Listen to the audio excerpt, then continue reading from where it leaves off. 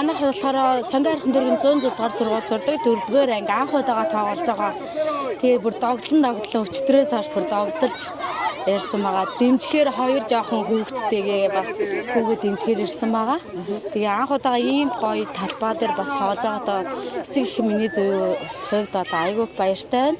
Цаашдаа ч гэсэндээ ийм гоё тэмцээнийг бас ингээд өргөжлүүлээ тоглоосаа гэж маш хүсэж байна. Тэгээ амар догдлоо баг өмнөөс наач хөшгөлмөр санагдаж байна. Дөнгөж нөгөө хичээл сургууль эхэлж байгаа болохоор бэлтгэл бол нэг сайн хийгдэггүй манайханд анхны туршлагаас аяа. Ерөнхийдөө бол нөгөө нэг байн гуцаар тоглох ч юм уу тэрнээсээ илүү арай холдож байгаа. Ерөнхийдөө хүүхдэд айгүй гоё ер нь бол айгүй гоё тоглоом гэж өөрөө бас гүүх дуртай өгөхгүй манай хөдөө гадаа ингээд дугуй муугатаа унаад ах эгч нартайгаа бас тоглоом ингээд тоглоод явж байдаг. Өөрөө л маш сонирхолтой байгаа.